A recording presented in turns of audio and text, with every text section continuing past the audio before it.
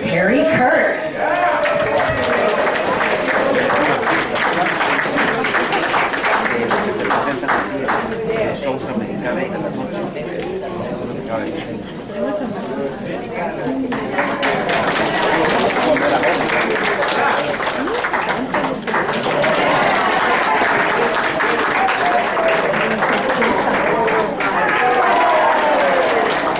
All right, thank you very much.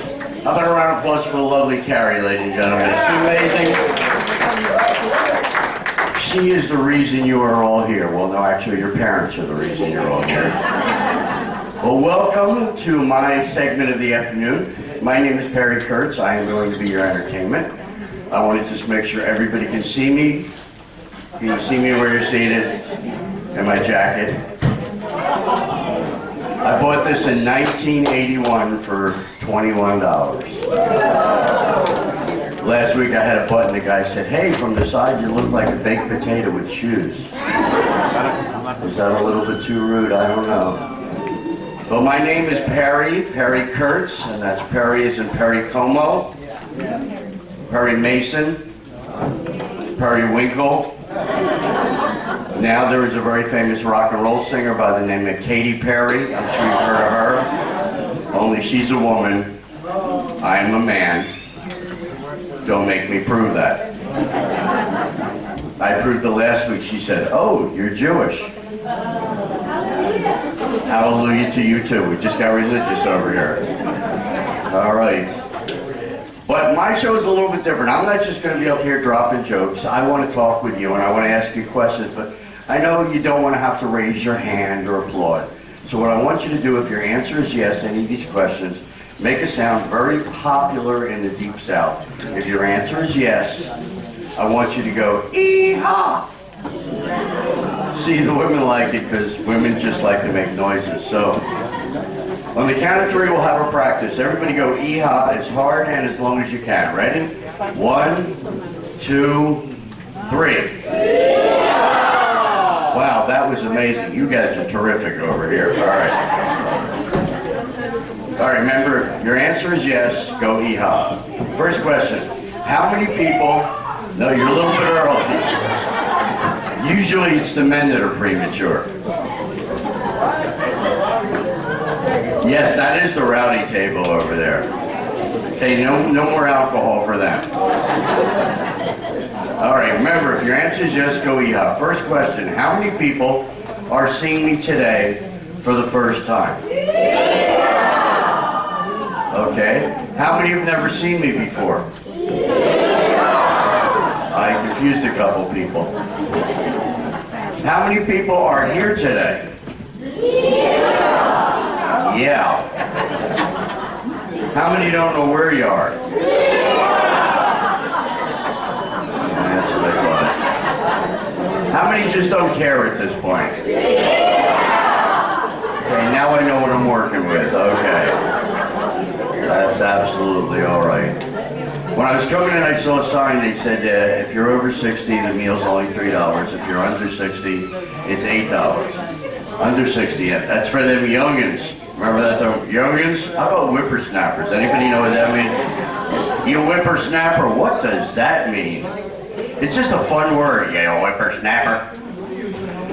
Well, I am happy to be here. First of all, I am 68 years old, so thank you. So I'm not just here to entertain you, I'm looking for an apartment. And this is a beautiful area. How many people live out here? How many people don't live out here? Yeah. You live in Ojai? Oh, you grew up in Ojai. Las Vegas. Everybody yell where you're from. Go ahead, everybody, just yell it out. Anybody from Jersey? Jersey. You're from Jersey? Yeah. I got a guy out in the car who wants to talk to you. I get a friend who's got a friend who knows somebody who has a friend. I'm originally from Philadelphia. You heard of Philadelphia? Yeah. I grew up there. Philadelphia, one of the original cities in America, one of the most popular cities on the East Coast. They consider themselves very modern, very advanced. Yet all these years they haven't fixed the Liberty Bell. You can't put some duct tape over that thing and paint it? I don't know. My mother's back here. My mother's 88 years old. And I think she has dementia. I'm not sure. Anybody here with dementia? All right. I just want to know if I can repeat myself in 5 minutes. Because that's the way it is with her. I call her up and it's the same thing. Hi, Mom. Who's this? This is Perry. Harry. I have a son named Perry. Mom, this is your son. This is Perry. Who's Perry? I'm Perry. Oh, Perry's not here. No, Mom, I'm Perry. I'm calling you. Who's calling me? I'm calling you. Well, who are you? I'm Perry. Wow, my son's name is Perry, too. Are you okay? Who's asking? Mom? Mom? You have a mom? Everybody has a mom. Do you know who this is? I have no idea. Who is this? I said, it's Santa Claus. And she goes, ho, ho, ho. But she's cool. She's a little tiny lady. She used to be 4'11", but now she's bent over like this. Her head's below her shoulders. From the side, she looks like an upside-down J. And all her life, she's had red hair and big cheeks, and people told her she looked like Debbie Reynolds. When Debbie Reynolds died, she called me up. She goes, Parrot, Debbie Reynolds is dead. I said, yes. She goes, now who do I look like? I thought for a second. I said, Burt Reynolds. She said, send him over. I'll fix that toupee for him. But once you get past the first 5 minutes, she's cool. She still remembers everything in her life.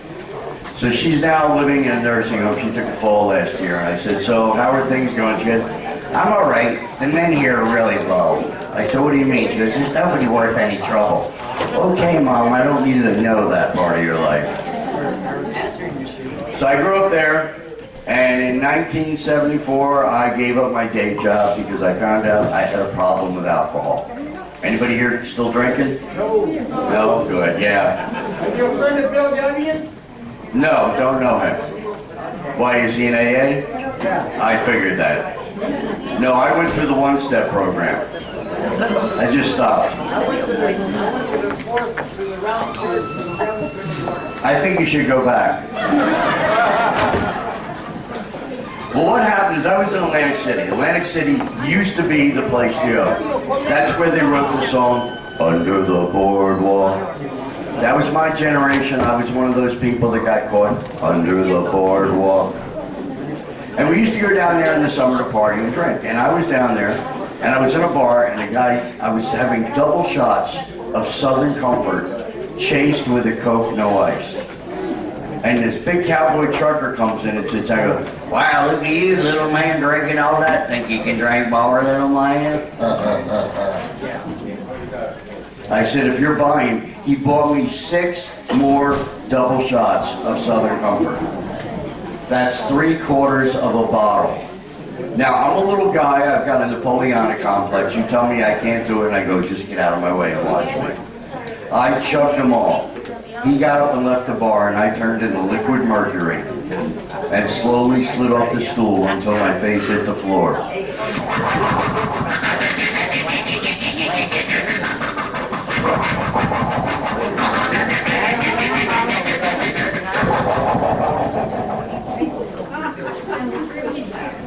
And I heard myself say the same thing every drunk man says, well, I'm really drunk, it should be easy to pick up a woman now. Why do guys think they're sexy? Because they can mumble and drool at the same time. You ever see these guys, you walk by and they're leaning against the wall? Hey, hi, how you doing? You like me? Hello? I don't know what it is. So I got up, I wandered out of the bar. I did 2 things that drunk people do. I started to stumble. I fell. I hit one knee on the ground, the other hit the ground, and I jumped up, turned around, and watched myself do it in slow motion. I instantly became Keanu Reeves. Whoa. Then I did the stumble against the invisible wall. Have you ever seen that, where the drunks start to fall over and they stop themselves against an invisible wall? Looks like this.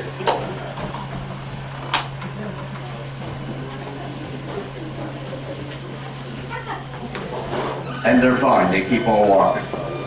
I go into the bar across the street, everybody's dancing. I'm trying to get a woman to dance with me. Nobody would talk to me. They're all just blowing me off. They're waving the finger at me. Nobody's giving me any attention. And I knew they couldn't understand me because I couldn't understand them.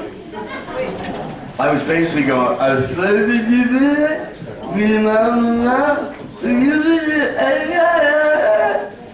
finally wound up in the corner talking to a little girl with really big hair. And she was just staring at me. But she wasn't telling me to get away. She wasn't pushing me or anything like that. I thought I was doing good. After a while, nothing was happening. I got depressed. I walked out of the bar, walked across to the street, and I went out to the dock, and I was standing there looking at the cold Atlantic Ocean, watching the waves, crying, nobody wants me. I'm going to be alone forever. And I stepped off the dock. What I didn't know that 6 feet down, sticking out, was another dock. I landed on that, smashed my head on a railing, and woke up in jail the next morning. My friend bailed me out. It was $1,000. I had climbed 2 chain link fences to get to this dock. I was drunk, but I was determined. And focus is very important.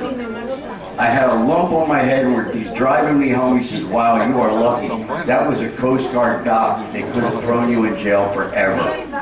I had a lump on my head the size of a baseball. He says, you were wasted last night. I said, I don't remember much. He said, what do you remember? I said, I remember talking to a girl with really big hair. He goes, girl with big hair?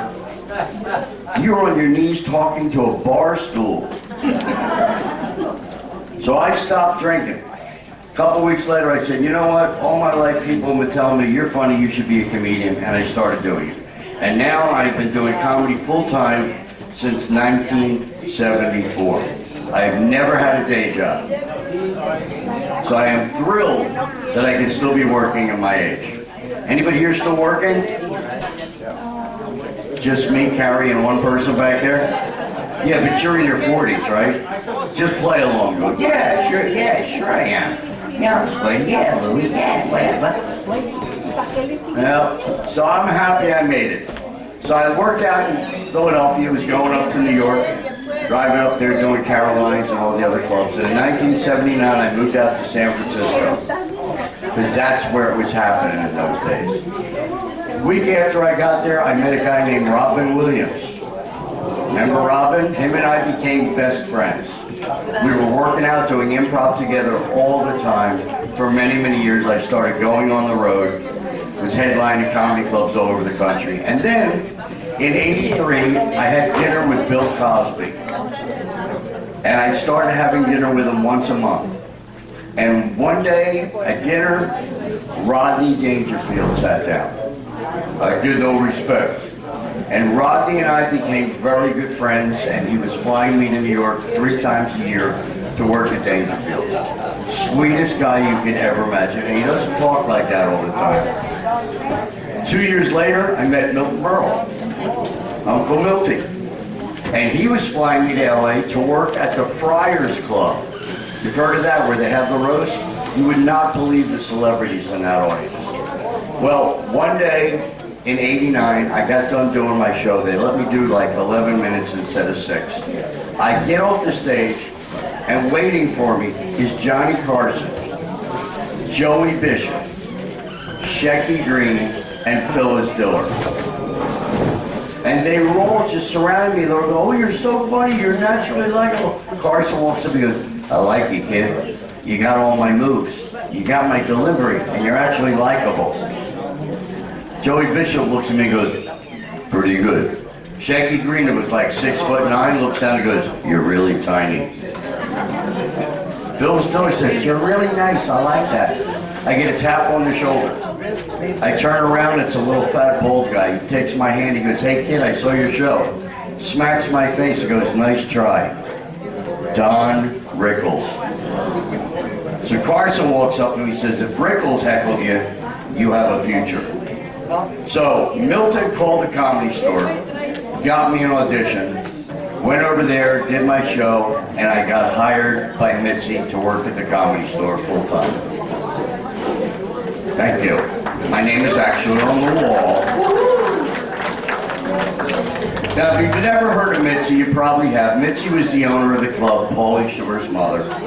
And she was a little tiny woman. But she was like a mother to all the comedians. She took care of us. She helped you focus, would give you hints on what to do to make your act better. And when I got hired, she called me up and she goes, "Hi, I'm going to hire you. You're going to work for me now. You'll actually get paid here." I said, "Great." The next night I got on stage, I didn't know what to say. I was in front of an audience of 450 people in the giant main room. And they introduced me as the new guy. I said, "Hey everybody, I'm the new guy here. Good to be here." I got hired by Mitzi. Mitzi's the owner. I don't know if you know who she is. She's a dwarf about this tall. She wears a bandage around her head. And she sounds just like this. Everybody looks around and all of a sudden in the back of the room I hear, "Real funny, I'm sitting back here, you idiot." So I worked there for about a year, and then I met my wife. And now I've been married for 29 years in a row to the same woman consecutively. Thank you. Thank you very much. So I have suffered. Well, that's what they say. Marriage is 3 rings. The engagement ring, the wedding ring, and suffering. Anybody out there still married? It's like you guys have done everything at this table. Anybody not married anymore? She's so thrilled over here. No more. That's good. Well, I met my wife online on the computer. Now, you've heard of computer dating. What it is you see somebody on there, you talk to them online, you can see their face. Back in those days, we didn't have pictures. We didn't even have color letters. Computers were so slow that when you would type a word, you would watch it build itself in front of you. I typed my name and went boop, boop, boop, boop, boop, boop, boop, boop, boop, boop. That was the P alone. By the time my name finished printing on the screen, my wife made a sandwich, ate it, digested it, and made another sandwich. So we talked for 20 minutes on the computer. She called me and we talked for 40 hours over 3 days. And I fell in love with her because she had a southern accent. Anybody from the Deep South? You ever hear people in the Deep South?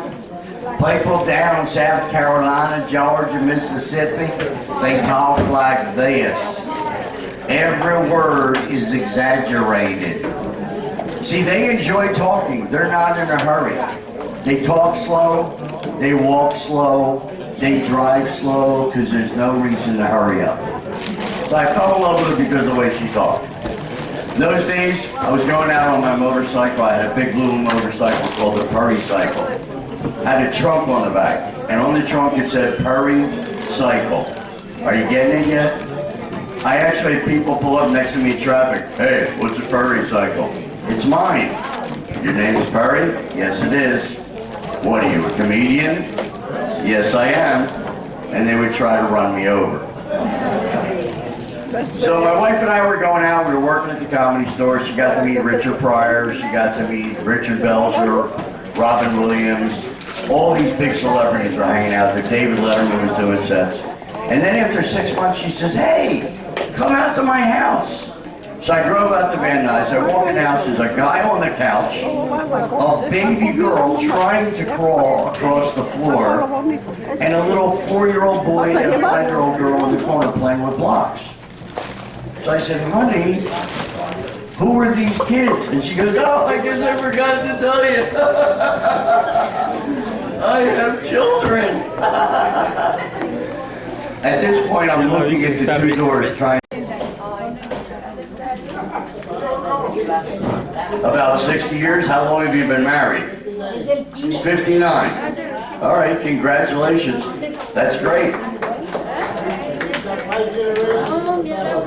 Wow, 5 generations in a family. So you got your parents, you're the parents, and then you got kids that have kids that have kids that have kids that have kids that, wow.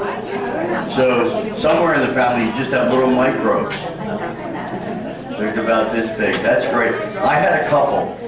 sitting in the front row, and she had her hand on the inside of his leg. And I said, look at you guys. Are you guys a couple? And she goes, whatever. I said, how long you been together? She goes, 54 years. I said, are you married? She says, yeah. I said, how long you been married? She goes, 4 years. I said, so you knew each other for 50 years and then you got married. What made you rush into this? She said, we were waiting for our spouses to die.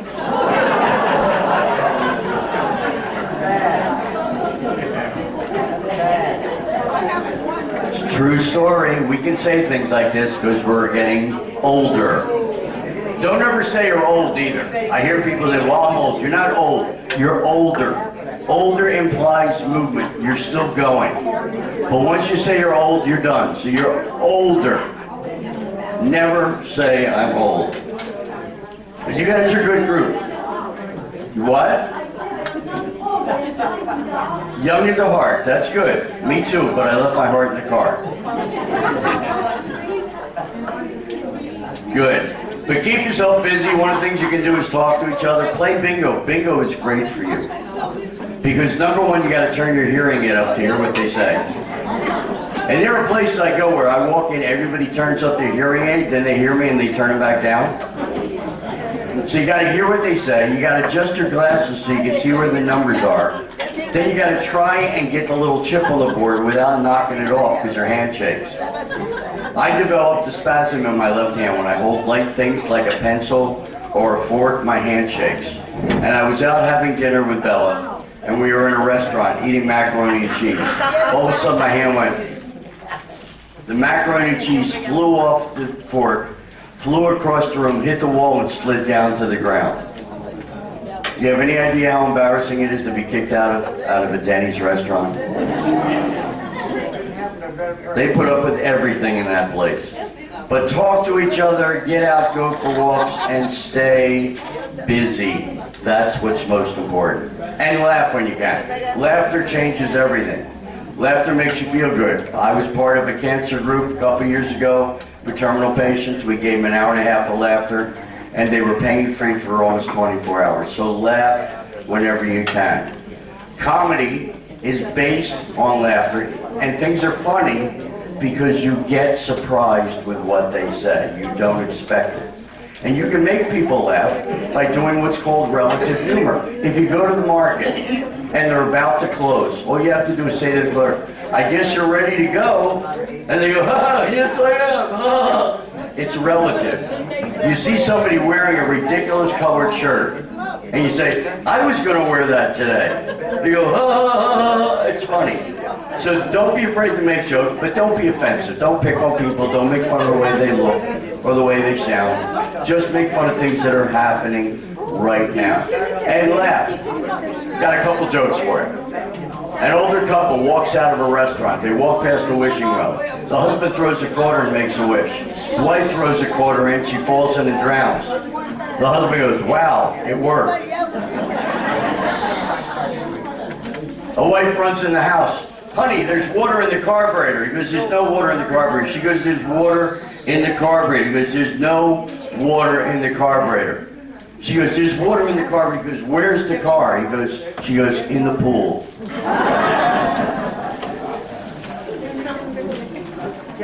A 60-year-old couple. They're sitting there celebrating their wedding anniversary. All of a sudden, a genie appears. And he says, I'll give you each one wish. The wife says, I want to go on a cruise around the world. Suddenly, there's a pair of tickets in her hand for a world cruise. The husband says, I want a wife that's 30 years younger than me. The genie waves his hand, and the man's instantly 90 years old.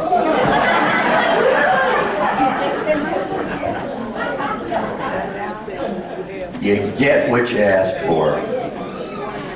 So, where are the winners of the raffle today? Who won today? Anybody? Got 1, 2, the ones with the baskets, 3. That's great. That's good. Well, it's good you all got involved. I'm glad you all got down here. You're a very good-looking crew, except for this one guy over here. And I'm not pointing at anybody. No, I'm just kidding. You're not. Now, where are the vets at? I knew it right here. 1, 2, 3.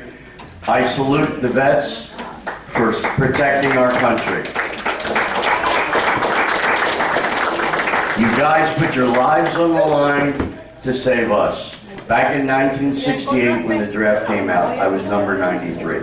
They took up to 146. They had me come in, and I sat down with the guy, and after 20 minutes, he goes, Mr. Kurtz, I appreciate you coming in to talk to us, but we're going to pass. I said, what do you mean? He said, with you being funny all the time, the last place we need laughter is on the front line.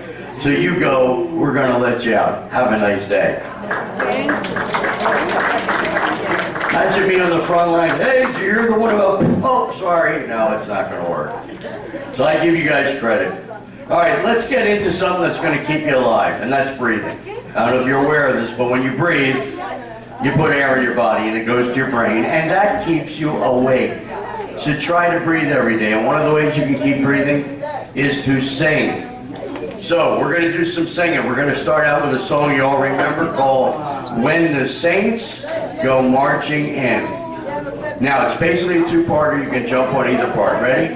Oh, when the saints go marching in, go marching in. Oh, when the saints go marching in. I wanna be in that number when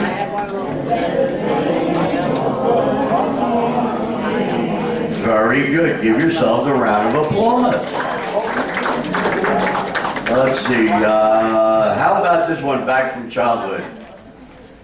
Row, row, row your boat. Again, it's a two-parter. Jump on either part.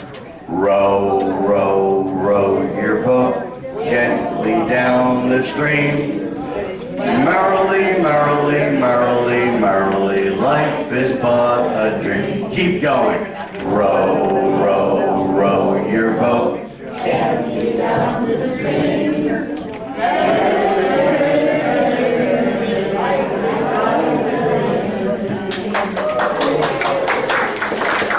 You guys are good. This group over here, you're amazing. You really are. Yeehaw to you too. But no, so many people were singing, and when you were singing, you were smiling. You were actually happy. So sing whenever singing in the shower, whatever. Whistle while you work. But you were singing good. I think we should go on tour. We'll buy a bus, and we'll go around the country, and we'll call it the Geezer Tour. Because young people won't know what that means. And we'll put no whippersnappers on the side. All right, now we're going to kick it up. I was on a show called The Late Late Show with James Corden with a very special instrument.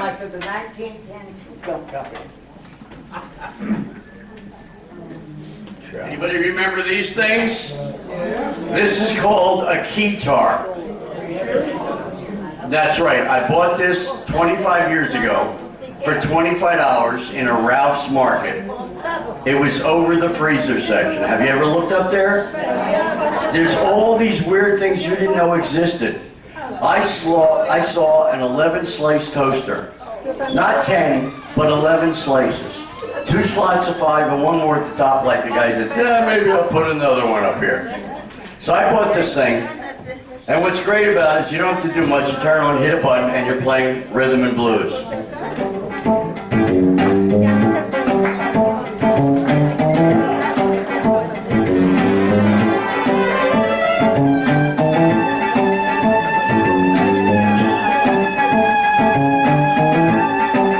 You can bend the notes.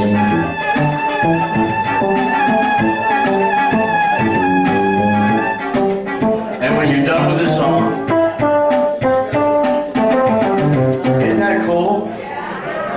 you got a whole band, you don't have to buy a drink, you don't have to get a hotel room. What you got to do is shove a couple batteries in there and it's happy. So now we're going to do a song you will all probably remember. It's called Zippity. Very good.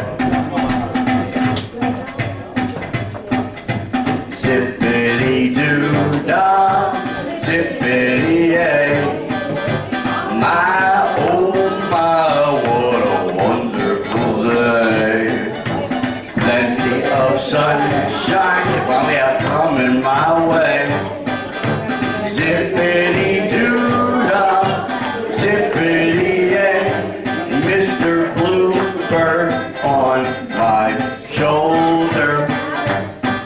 It's the truth. It's actual. Everything is satisfactual. Zippity-doo-dah, zippity-yay.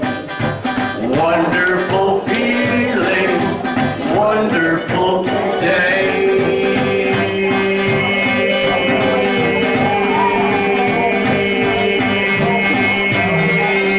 Yeah.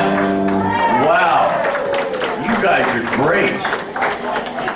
All right, now we're going to do a song you all remember. It's called Louie Louie. Right, everybody knows, but nobody knows the actual lyrics because the guys were drunk. They admitted on the radio, they said, we were drunk, we don't know what we said. If you ever heard the song and all you remember is Louie Louie, oh baby, we gotta go now. The rest of it is... But when I do this, I need a volunteer to help me. So...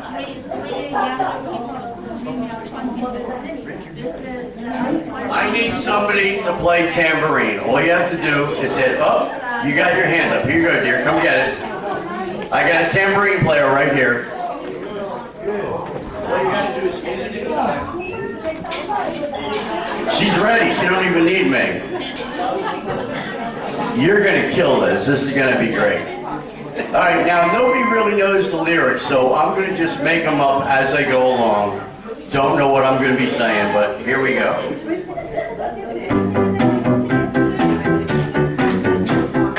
Look at her, right on time. Wow, she took the tambourine and now she's hitting it right on time.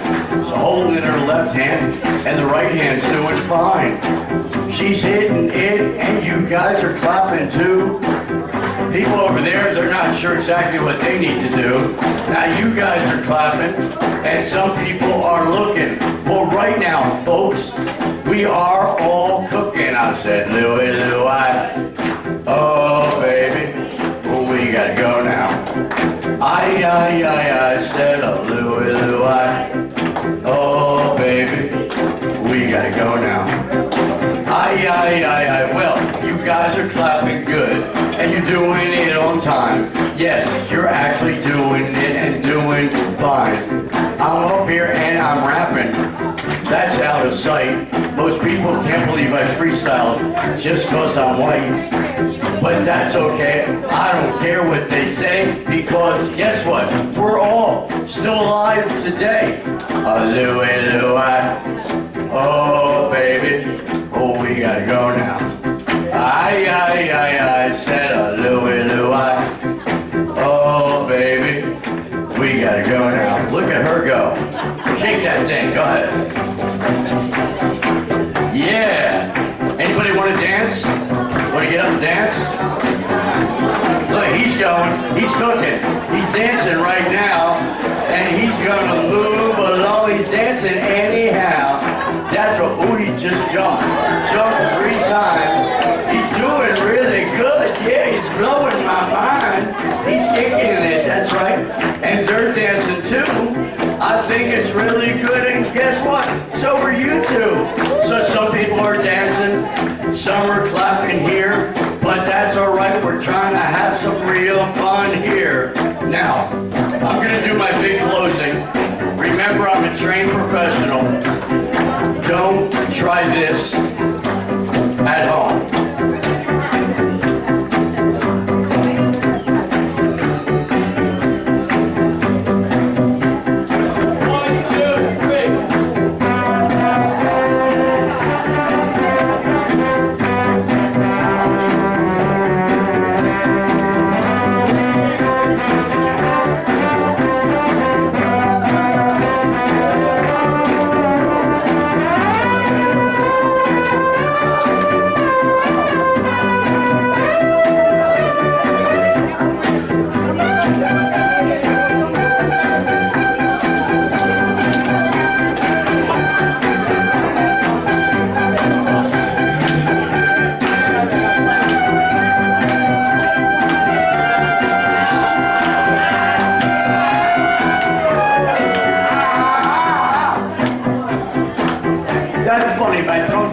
You all laugh, but wait, now I sound like Daffy Duck. Terrific. That's real funny. Oh, wait.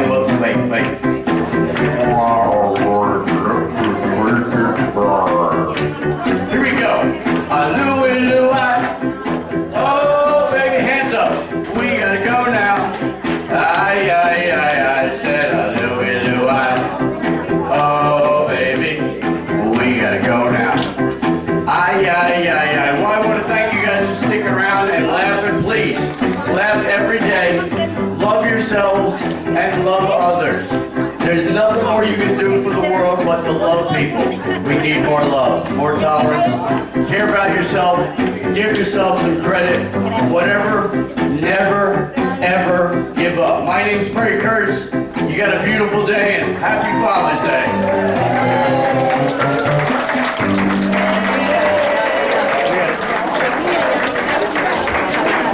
Show's over. Safe to go back to your homes.